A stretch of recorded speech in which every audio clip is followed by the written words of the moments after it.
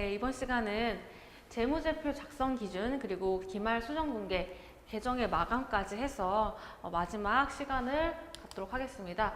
먼저 교재 145페이지 보시면 재무제표의 작성 기준이라고 나와 있죠. 자, 먼저 우리가 재무제표에 대해서 작성을 한다라는 거는 거기까지는 알겠어요. 왜냐면 우리가 손익계산서 또는 재무상태표와 같은 기업의 성적표를 작성을 해야 되는 것이 회계의 목적이니까. 그런데 거기에 대한 기준을 보는 거죠. 우리가 일정한 기준에 따라서 작성을 해야 된다라는 거죠. 그래서 손익계산서부터 볼게요. 손익계산서의 작성 기준은 무엇이냐? 총 5가지가 나와 있습니다. 5가지가 나와 있는데, 자, 이거를 뭐 하나하나 다 외우실 필요는 없고요. 이런 것들이 있구나라고만 알고 계시면 돼요. 첫 번째, 발생주의다. 발생주의라는 건 뭐예요?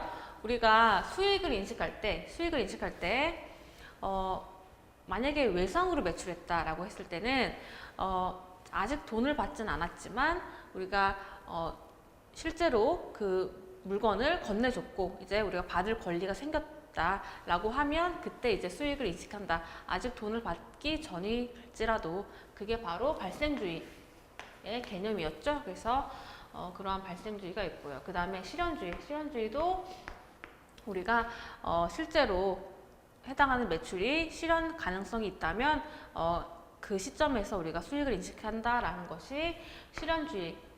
즉, 이 2가지는 우리가 수익을 인식할 때 주로 적용하는 그런 원칙이었다면 3번 수익 비용 대응의 원칙은 뭐예요? 우리가 비용 인식할 때 언제 인식할 것이냐?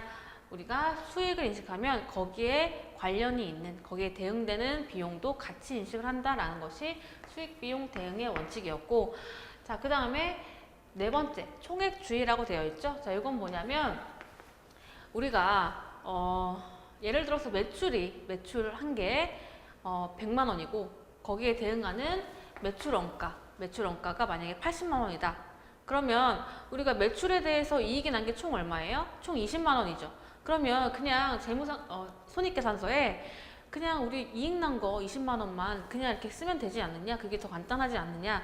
그래서 그냥 그 20만 원을 쓰자라는 것이 아니고, 그게 아니고 수익 100만 원 나온 거 다 표시하고, 그 다음에 매출 원가 80만 원 나온 거 다 표시하고, 그래서 100만 원에서 80만 원 빼서 총 이익이 20만 원입니다 라고 모든 각각의 금액, 총액을 다 표시해라 라는 것이 총액주의라고 보시면 돼요. 그래서 손익계산서는 총액주의를 채택하고 있다라는 것이고, 자, 그 다음 5번 보시면 구분 계산의 원칙이라는 게 있는데, 이거는 그냥 넘어가시면 돼요. 그래서 일단 중요한 게 발생주의, 실현주의, 그리고 비용을 인식할 때는 수익 비용 대응의 원칙, 그 다음에 총액주의가 기본적인 우리 손익계산서의 작성 기준이다 라고 보시면 되겠습니다.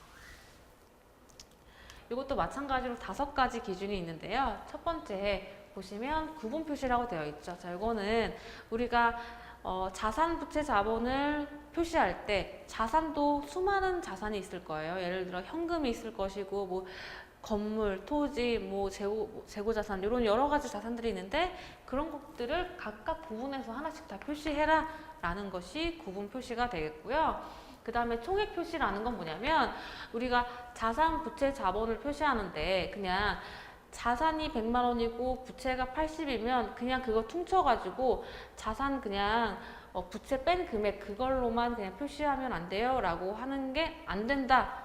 다 각각 표시해야 된다 라는 것이 총액 표시예요. 이것도 우리가 손익계산서 그 개념이랑 똑같은 개념이라고 보시면 되고, 그 다음 1년 기준 또는 정상 영업주기라고 있죠. 이것도 원칙적으로는 1년 기준으로 우리가 재무상태표를 작성하는 것이 맞지만, 뭐 특수한 업종인 경우, 예를 들어서 뭐 건설업이다 하는 경우에는 시간이 조금 더 오래 걸리겠죠. 우리가 정상적으로 매출해서 그게 회수되기까지 그러한 것들을 영업주기라고 하는데, 그러한 특수한 업종인 경우에는 해당하는 업종에 맞는 영업주기 그 기준으로 재무상태표를 작성해라 라는 것이 3번 내용이 되겠고요. 자, 그 다음 4번은 유동성 배열 기준이에요. 자, 이게 가장 중요한 작성 기준이라고 보시면 되는데, 이게 뭐냐면, 자, 지금 보시면 이렇게 유동자산 그리고 비유동자산 이렇게 나눠져 있죠. 그리고 유동자산에서는 당좌자산 그리고 재고자산, 당좌자산이에요. 자, 그리고 비유동에서는 투자자산, 유형자산, 무형, 그 다음 기타 비유동. 요 순서대로 있잖아요. 요 순서대로. 반드시 이 순서대로 표시를 해라 라는 것이 유동성 배열 기준이에요. 자, 그러면 이 순서는 어떤 기준으로 이 순서를 정해졌냐? 유동성, 즉 현금화가 빠른 순서대로 이렇게 우리가 순서를 정해놨다라는 거예요. 그래서 우리가 재무상태표 자산 또는 부채도 마찬가지고 현금화가 빠른 순서대로 우리가 이런 식으로 표시를 한다라는 거죠. 그래서 크게 비유동, 유동. 그래서 유동이 먼저 오죠. 유동이 먼저 오고, 그리고 자, 유동에서는 요 순서대로, 또 비유동에서는 요 순서대로 반드시 이 순서대로 배열을 한다라는 것이 유동성 배열 기준이고요. 자, 요 순서대로는 여러분 이제 아셔야 돼요. 그래서 자, 당좌자산이 가장 유동성이 빠르고, 그 다음에 재고자산이 그 다음이고, 그 다음에 투자, 유형, 무형, 기타 이런 식으로 여러분들이 유동성이 빠른 게 어떤 순서대로인지 이렇게 알고 계셔야 되고요. 자, 그 다음에 5번은 그냥 뭐 참고만 하시면 되는 항목이 되겠습니다. 그래서 포인트는 유동성 배열 기준이다. 이게 가장 시험에 많이 나오고 있고요. 자, 문제를 풀어볼게요. 다음은 재무상태표 기본 구조에 대한 설명이다. 틀린 것은 이라고 되어 있고요. 1번, 유동자산은 당좌자산과 재고자산으로 구분한다. 맞죠? 우리 당좌자산이랑 재고자산 요 두 개를 유동자산, 즉 1년 이내에 현금화할 수 있는 자산으로 분류를 했고요. 자, 그 다음 두 번째, 부채는 유동부채와 비유동부채로 구분한다. 자, 부채도 마찬가지로 유동 그리고 비유동으로 분류를 합니다. 자, 그 다음에 자산과 부채는 유동성이 낮은 항목부터 배열하는 것을 원칙으로 한다. 자, 유동성 배열법이라는 건 알겠는데 유동성이 낮은 항목부터가 아니고 높은 항목부터, 즉 현금화가 빠르다 그러면 유동성이 높다라는 뜻과 마찬가지예요. 그래서 유동성이 높은 항목부터 우리가 표시를 하기 때문에 틀린 거는 3번이 되겠고요. 자, 그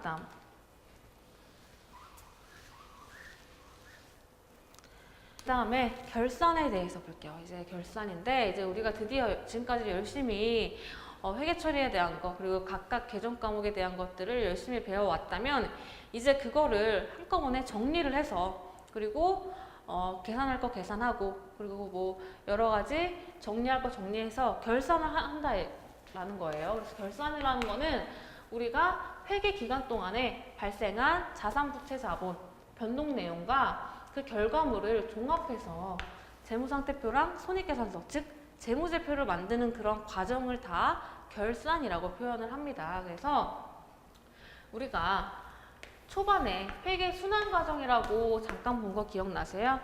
요게 회계 사이클이다, 한 사이클이다. 첫 번째, 우리가 거래가 발생했다라고 하면 자산부채 자본이 증감 변화가 있으면 거래가 발생했네. 그래서 그거를 우리가 분계장에 분계를 한다고 했고, 그리고 그거를 각 계정별로 T계정 우리가 옮겨서 적는 거 뭐라고 했죠? 전기라고 했죠. 총계정 원장으로 전기를 한다. 그 다음에 우리가 시산표라는 건 뭐라고 했어요?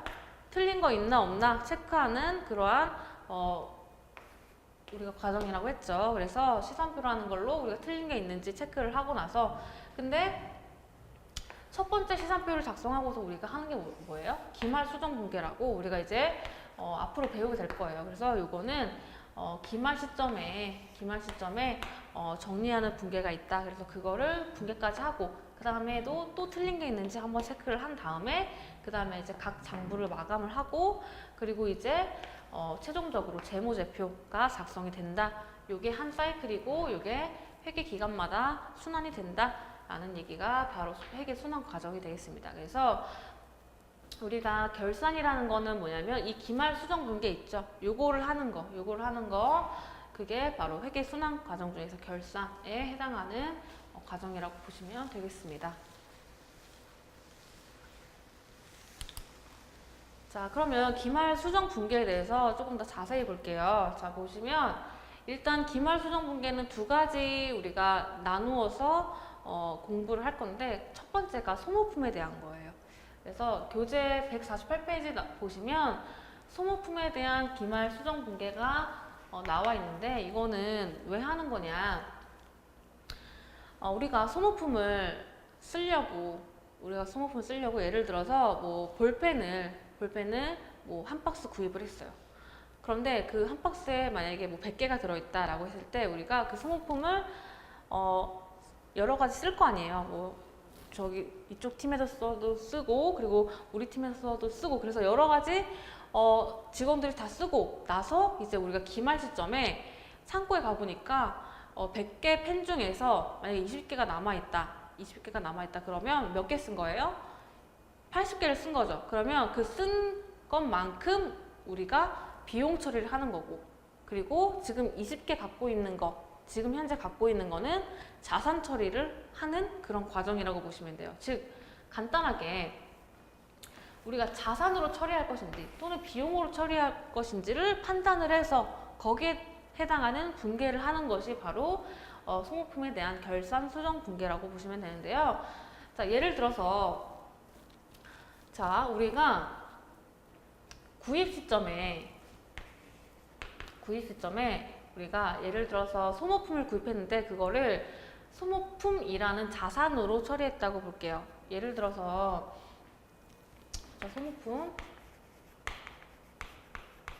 소모품을 100원만큼 사왔다. 구입 시점에 소모품 100만 원이라고 우리가 회계 처리를 했다라고 볼게요. 그러면 사용한 것만큼 비용으로 인식하고 그리고 그만큼 소모품을 감소시키는 그런 분계를 하게 됩니다. 뭐냐면 아까 전에 말했듯이 사용한 거 얼마고 지금 현재 창고에 남아있는 거 얼마인지 그걸 파악을 한 다음에 사용한 것만큼은 소모품 B라는 비용으로 처리를 한다라는 거예요. 그래서 지금 보시면 차변에 소모품 B 10 돼 있고 대변에 소모품 10 돼 있죠. 자, 요거는 어떤 뜻이에요? 우리가 애초에 소모품을 100만큼 샀는데 100을 샀는데 지금 현재 사용한 게 몇이다? 10이다. 10밖에 안 썼다. 그래서 쓴 거 10만 소모품 B라는 비용으로 처리하고 그만큼 소모품이라는 우리 회사의 자산이 감소가 된 거죠. 그쵸? 애초에 자산으로 처리했던 소모품이 우리가 쓴 만큼 감소를 했으니까 그만큼 소모품이라는 자산을 감소시키는 것이 요 분계의 해석이 되겠습니다. 그 다음에 이제 두 번째 보면 사용하지 않은 것만큼 비용을 소멸시키고, 요거는 뭐냐면 우리가 지금 앞에서 본 거는 당초의 구입 시점에서 소모품이라는 자산으로 당초에 인식을 했어요. 그러면 이거를 쓴 것만큼 소모품을 감소하는 분계를 했었습니다. 근데 지금은 반대로 구입 당시에 소모품 B라는 아예 그냥 애초에 비용 처리를 다 했어요. 사왔을 때. 그런 경우에 사용하지 않은 게 있을 거 아니에요. 그쵸? 사용한 게 아닌 게 있을 때 그거를 그만큼 비용을 줄여주고 그 다음에 그만큼 소모품이라는 자산을 증가시키는 게 바로 이 비용 처리 분계가 되겠습니다. 지금 보시면 우리가 당초에 소모품 B라고 해서 100을 다 비용 처리를 했어요. 그런데 이제 기말에 가서 창고에 보니까 쓰지 않은 게 있다라는 거예요. 그래서 쓰지 않은 게 만약에 10만큼 있었다. 그러면 소모품이라는 자산으로 10을 잡아주고 그 다음에 이 소모품이라고 당초에 100이라고 처리했던 것 중에서 10만큼 남아있으니까 그거를 비용의 감소로 이렇게 처리를 시켜주는 것이 바로 이런 분계의 의미가 되겠습니다. 그래서 당초에 어떤 걸로 회계 처리를 했느냐, 소모품이라는 자산으로 처리했느냐 또는 소모품 B라는 비용으로 처리했느냐에 따라서 기말 시점에 남아있는 그 소모품에 대해서 어떻게 분계를 할지가 달라지게 되는 거죠.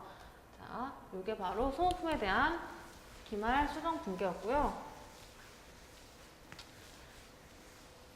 자, 예제를 풀어보면서 조금 더 분계를 자세히 보도록 할게요.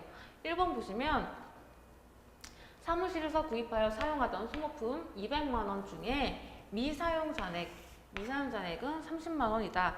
그리고 중요한 게 뭐예요? 구입 시 어떻게 처리했대? 비용 처리했대요. 그래서 우리가 구입 시 비용 다 비용 처리했어요. 요 200만 원을 다 소모품비라는 비용 처리를 했었는데 지금 기말 시점에 보니까 사용하지 않은 잔액이 30만 원이 있다라는 거예요. 그러면 우리가 사용한 거 자 얼마예요? 200만 원에서 30만 원 빼니까 170만 원이에요. 그래서 어찌 됐던 간에 사용한 것만 우리의 비용으로 처리하는 거고요. 사용하지 않은 거는 우리가 창고에 갖고 있으니까 요거는 무조건 자산으로 우리가 처리를 해야 되는 거예요.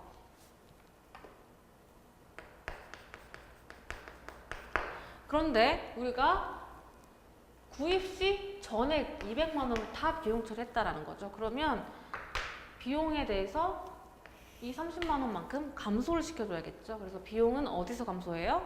비용은 원래 차변자리인데 그걸 감소시켜준다 그러면 대변에 소모품비가 30만 원이 오게 되겠고 그 다음에 이 30만 원은 차변에 소모품이라는 자산으로 우리가 잡아줘야겠죠. 그렇죠? 요게 자 1번 문제였고요. 이제 2번 볼게요. 소모품 200만 원에 계상되어 있는 금액 중 미사용액은 70만 원이다 라고 되어 있어요. 자, 이거 뭐냐면 우리가 이번에는 아까랑은 반대로 소모품이라는 자산으로 당초에 200만 원을 다 잡아놨던 거예요. 그런데 지금 기말 보면 아직 사용하지 않은 게 70만 원이다 라고 되어 있죠. 그러면 사용한 것만큼 그럼 사용한 건 얼마예요? 사용한 거 130만 원이죠. 그래서 사용한 것만큼은 뭘로 처리해야 돼요? 비용으로 처리해야 된다라는 거예요. 그래서 우리가 요거를 적용시켜주는 분기를 하는 거죠. 그래서 비용 처리한다라고 하면 소모품 B라는 계정 과목을 쓰는 거죠. 그래서 사용한 것만큼 즉 130만 원 소모품 B라는 차변의 비용에 인식을 해주고 그 다음에 대변에는 소모품이라는 자산의 감소로 우리가 사용한 것만큼 자산을 감소시켜준다라는 게 두 번째 분계가 되겠습니다. 자, 이게 조금 여러분들이 헷갈리실 수도 있는데 사용한 건 얼마냐 그리고 미사용한 건 얼마냐 해서 사용한 건 무조건 비용 처리가 돼야 되는 거고요. 미사용한 것만큼은 우리 회사의 자산으로 어찌됐든 처리를 해주시는 게 가장 중요한 포인트가 되겠고요. 자, 기출의 문제를 보도록 할게요. 다음 계정 기입에서 단기 소모품 미사용분의 금액은 이라고 되어 있고요. 자, 소모품이 주인공의 T 계정에 있고 소모품은 어쨌든 소모품은 자산이죠.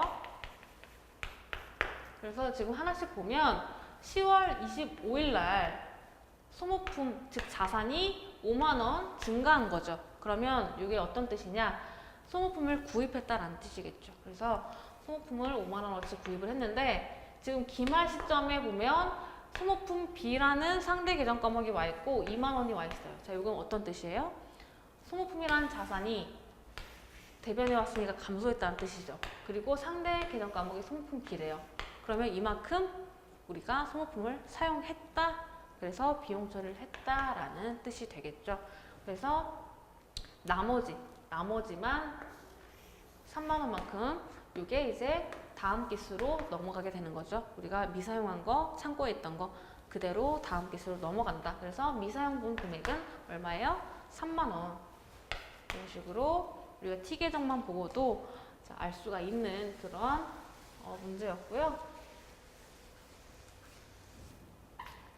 자, 그 다음 볼게요. 이제 수익과 비용의 이연에 대한 건데 이것도 결산 수정 분계 중에 하나예요. 그래서 이거는 우리가 선급 비용과 자, 선수 수익이라는 계정 과목을 배울 건데 이게 조금 여러분들이 생소한 그런 부분이에요. 그래서 일단 회계 처리부터 먼저 하고서 이제 거꾸로 개념에 대해서 보도록 할게요. 자, 우리가 조금 쉬운 것부터 두 번째부터 한번 볼게요. 두 번째 보시면 보험료 120만 원은 전액 본사 보증 보험료.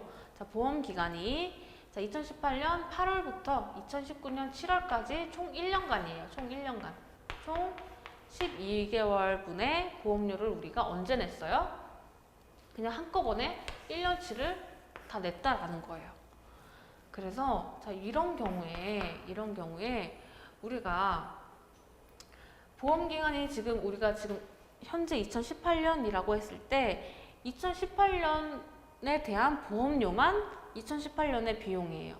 그런데 지금 2019년 7월까지 보험료를 지금 미리 냈는데 현재 보험료라는 비용으로 2018년에 미리 계산이 되면 안 된다라는 거죠. 그래서 이번 연도 비용은 이번 연도에만 우리가 인식을 하는 거고, 다음 연도 거는 다음 연도에 인식을 해야 되는데, 우리가 지금 돈을 다 냈다고 하더라도 그거를 우리가 구분을 해줘야 된다라는 거죠. 자, 이런 경우에 어떻게 회계 처리를 하는지 볼게요. 일단은 보험료 120만 원은 1년치예요. 1년치. 그러면 자, 1년치가 120만 원. 그런데 요게 다 지금 현재 보험료 즉 비용으로 가면 안 되고, 자, 내년분만큼은 내년 보험료로 가야 된다라는 거죠. 그래서 내년분은 12개월 분 중에서 자, 2019년은 7월분, 그쵸? 7월분까지. 자, 요거는 내년 거다라는 거예요. 그래서 즉 70만 원은 올해 보험료가 아니고 내년 보험료. 그래서 올해 보험료라는 거를 비용을 대변에 감소시켜줍니다. 즉 올해 보험료가 아니기 때문에 감소시켜준다. 내년 보험료만큼 감소를 시켜주고, 차변에는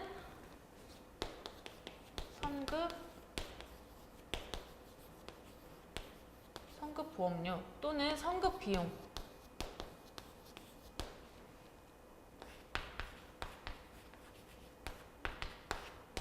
자, 이런 식으로 우리가 분개를 해준다라는 거예요. 그래서 이 뜻 자체가 뭐예요? 먼저 지급한 보험료예요. 그래서 요거는 우리의 자산이다. 라는 거죠. 그래서 요거는 자, 우리가 차변에 자산으로 인식을 한다라는 거죠. 그래서 이런 것처럼 보시면 현금은 지출되었으나 현금 이미 지출됐죠. 그런데 다음 연도의 비용에 해당하는 금액, 그게 바로 선급 보험료, 즉 선급 비용이죠. 선급 비용이 되겠습니다. 그래서 자, 요게 선급 비용에 대한 개념이었고요. 자, 그 위에 있는 거 보시면 10월 1일 날 주식회사 프로는 1년분 화재보험료 자 240만 원을 지급하고, 자, 이미 돈 나갔어요. 이미 돈 지출했는데 전액 선급 비용으로 회계 처리했대요.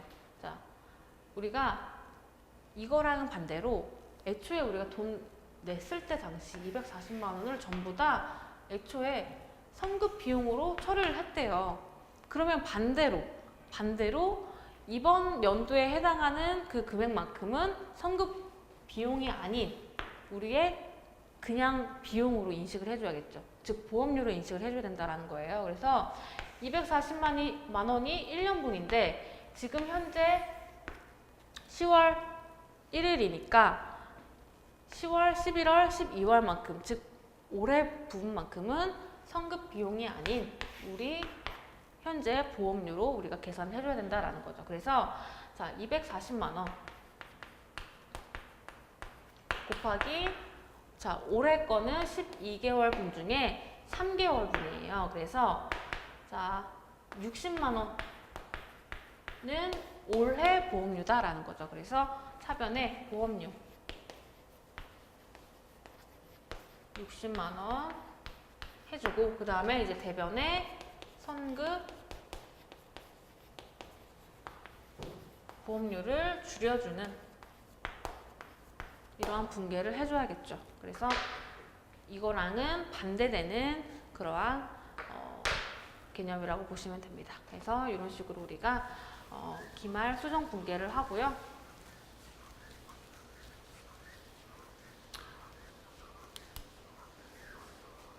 자, 문제를 풀어볼게요. 다음 거래를 회계 처리한 후 보험료 계정에 가에 들어갈 금액으로 오른 것은 이라고 나와 있죠. 자, 거래를 보시면 자, 11월 1일에 3개월분 자, 3개월분 보험료 6만 원을 현금으로 지급하다.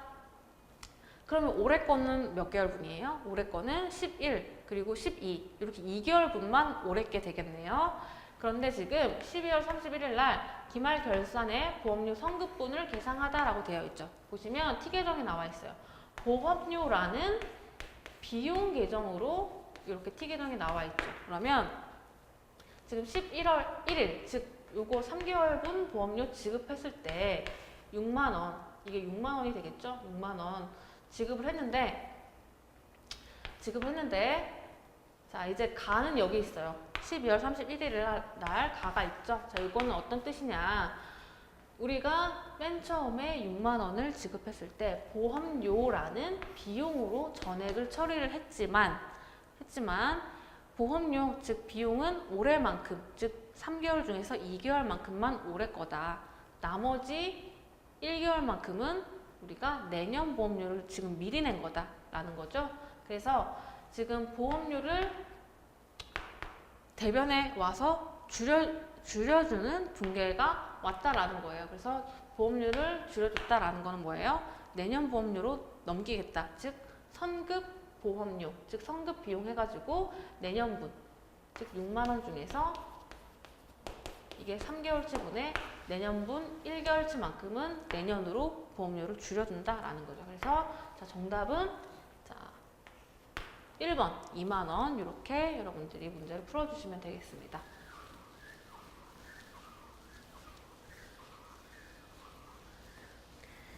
자, 됐고요. 그 다음에 다음 자료에 대한 설명으로 옳지 않은 것은 이라고 되어 있죠. 자, 2016년 9월 1일 날 1년분 임차료 12만 원을 현금으로 지급하다라고 되어 있고, 자, 지급 시 비용으로 회계 처리했고요. 그 다음에 결산일이 12월 31일이래요. 지금 보시면 자, 1년분이 총 12만 원이 있는데, 자, 단기분 올해 해당하는 거는 4개월밖에 안 돼요. 그리고 나머지는 다 내년 건데 요거를 지급 시 다 비용으로 처리했다라는 거죠. 그러면 내년 거는 비용이 아니고 선급 보험료, 즉 자산으로 우리가 다시 결산 분기를 해줘야겠죠. 자, 이럴 때 자, 1년분 12만 원 중에서 단기분은 4개월치니까 4만 원이고, 그 다음 나머지 8만 원은 내년 게 되겠죠. 자, 보시면 단기분 임차료는 4만 원이다. 자, 맞고요. 그 다음 차기분 8만 원은 선급 비용이다. 자, 맞는 얘기죠? 자, 그 다음에 손익계산서에 기입되는 임차료는 4만 원이다 라고 되어 있는데, 자, 손익계산서에 기입된다 라고 하면 이게 우리 현재 비용이 되는 거죠. 이번 회계 연도의 비용. 그러면 즉 이게 4만 원이 이번 연도의 비용이 돼서 손익계산서에 나타내겠죠. 맞는 얘기고. 그 다음에 12월 31일 결산 시 정리분계는 임차료 4만 원, 선급비용 4만 원이다. 자, 요거는 지금 임차료 4만 원, 지금 현재 22만 원 전체적으로 다 임차료라는 비용으로 인식했는데, 그러면 이제 임차료를 줄여주는 분계를 해야 되는데 오히려 지금 임차료가 4만 원 더 늘어납니다. 요거는 틀린 분계가 되겠죠. 자, 요거를 맞는 분계로 고치면 차변에 우리가 이 선급 보험료만큼 자산으로 처리를 해줘야겠죠. 그래서 자, 차변에 선급 보험료 얼마? 내년 거 8만 원. 그 다음에 이제 대변에는 뭐가요? 보험료. 자, 임차료죠, 임차료. 자, 선급 보험료가 아니고 선급 비용. 우리가 선급 비용은 여러 가지가 있는데 보험료에 한해서만 선급 보험료라는 개정 과목을 따로 써요. 근데 지금은 임차료니까 선급 비용으로 하고, 그 다음에 대변은 자, 임차료를 줄여주는 분계를 하게 됩니다. 이게 올바른 분계가 되겠죠. 자, 이런 식으로 문제를 풀어주시면 되겠고요.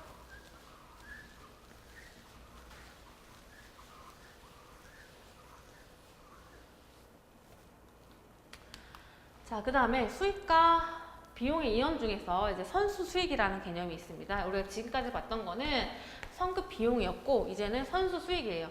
선수 수익은 우리가 수익은 수익인데 그걸 미리 받았다라고 해서 부채로 분류를 합니다. 자, 이것도 마찬가지로 직접적으로 문제를 풀어보면서 개념을 정리할게요.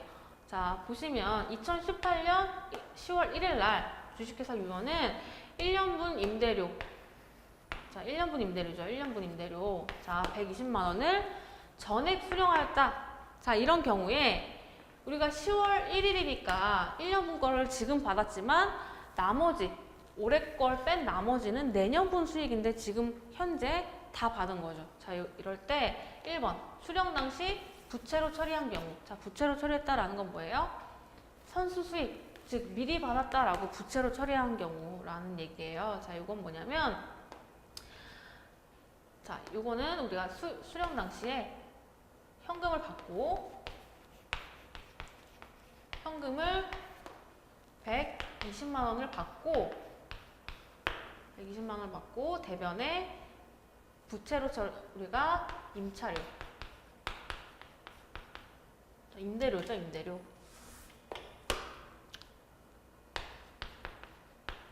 임대료 수익으로 해야 되는데 우리가 임대료 수익이 아니고 부채로, 즉 선수 수익,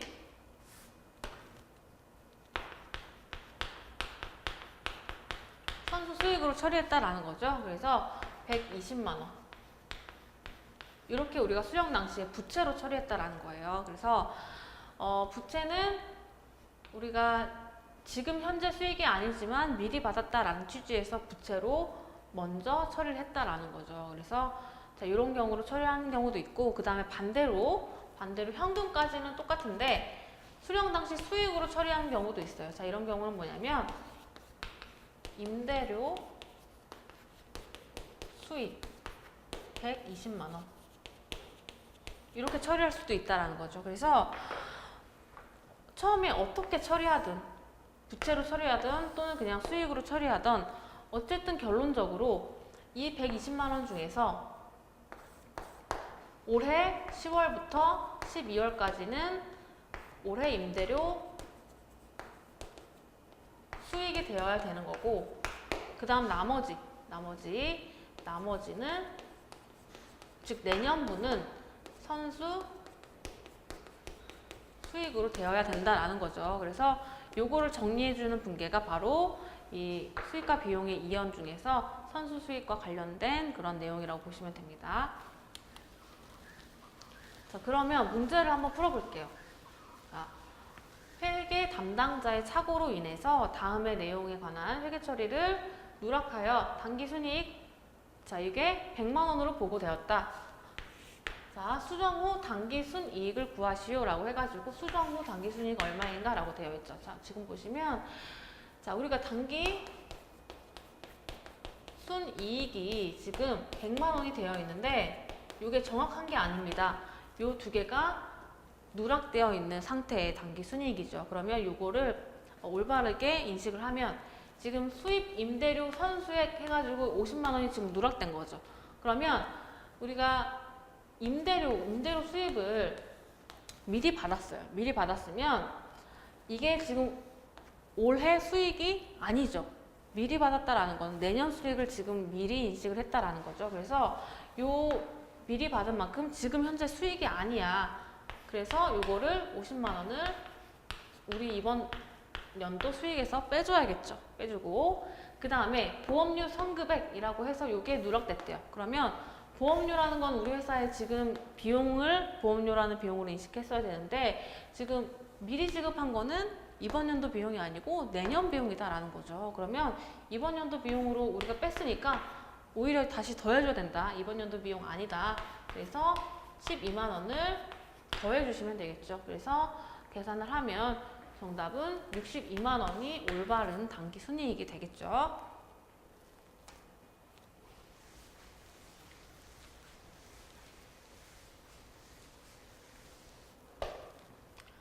자, 그 다음 중 발생주의. 자, 와 관계가 없는 계정은 이라고 나왔어요. 자, 발생주의라는 거 우리가 지금 봤던 뭐 손익의 이연 그런 것들이 다 주의에 의한 그러한 계정이라고 보시면 돼요. 자, 보시면 1번 성급 비용. 성급 비용. 이것도 먼저 지급한 비용이라고 해서 발생주의에 입각한 그러한 내용이죠. 현금주의가 아니다라는 거죠. 그 다음에 선수 수익도 마찬가지고 미지급 비용도 아직 지급하지 않은데 우리 지금 현재 비용이다라는 뜻이 미지급 비용이고요. 자, 현금 요거는 발생주의와 관련이 없는 그러한 개정이라고 보시면 됩니다. 그래서 발생주의와 반대되는 개념이 현금주의다까지 여러분들이 정리를 해주시면 되겠고요. 자, 이제 드디어 개정의 마감이에요. 그래서 우리가 결산 수정 분기까지 하고 나면 정말로 이제 개정을 마감하게 되는데, 자, 먼저 손익계산서부터 마감을 합니다. 손익계산서부터 마감하고 그 다음이 재무상태표인데, 손익계산서 마감하는 것 중에서도 이렇게 순서가 있어요. 근데 이거를 다 외우실 필요는 없고요. 여러분들 알아야 될 거는 수익부터 마감하고 그 다음 비용을 마감한다. 이 순서 정도만 여러분들이 알고 계시면 되고, 그 다음에 이제 손익계산서를 하고 나면 이제 재무상태표까지 마감을 해요. 그래서 자, 재무상태표도 마찬가지로 자산부터 마감을 하고 그 다음 부채, 그 다음 자본 이런 순서대로 마감을 한다라는 정도만 여러분들이 알고 계시면 되겠습니다. 그래서 순서만 여러분들 알고 계시면 된다. 자, 문제. 다음 개정 중 장부 마감 시 차기로 이월되는 개정은 이라고 나와 있어요. 자, 우리가 차기로 이월된다는 개념은 재무상태표 개정이에요? 손익계산서 개정이에요? 재무상태표 개정, 즉 자산, 부채, 자본 요 세 가지가 차기로 이월되는 개념이 있는 그러한 개정이라고 보시면 되죠. 그래서 자, 1번 이자 수익은 자, 손익계산서에 나타나는 그런 개정이기 때문에 차기 이월 개념이 없고 대손상각비도 비용이기 때문에 마찬가지. 선급 임차료. 자, 우리가 임차료만 보면 그냥 비용인데 선급자가 붙었기 때문에 요거는 자산입니다. 그래서 자산, 부채, 자본은 차기로 이월되기 때문에 정답은 3번. 이렇게 문제를 풀어주시면 되겠고요. 자, 그 다음 장부 마감 시 차기로 이월할 수 없는 개정은 자, 똑같은 문제죠.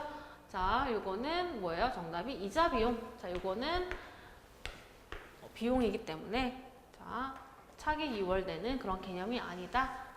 자산, 부채, 자본이 아니다 라는 얘기고요. 자, 다음 중 결산 마감 시 가장 먼저 마감되는 개정은 이라고 되어 있죠. 자, 가장 먼저 우리가 손익계산서부터 마감을 한다고 했죠. 그러면 손익계산서 개정인 수익과 비용이 가장 첫 번째로 마감이 되겠네요. 그래서 정답은 4번 이렇게 풀어주시면 되겠습니다. 자, 이렇게 해서 우리가 이론 시간 마지막 시간까지 봤고요. 여러분들 수고 너무 많으셨고 이제 중요한 게 남았죠. 실기가 가장 70%로 가장 중요한 부분입니다. 그래서 우리가 이론에서 배웠던 걸 바탕으로 실기까지 열심히 해주시길 부탁드리고요. 자, 이론 시간은 마무리하도록 하겠습니다. 수고 많으셨습니다.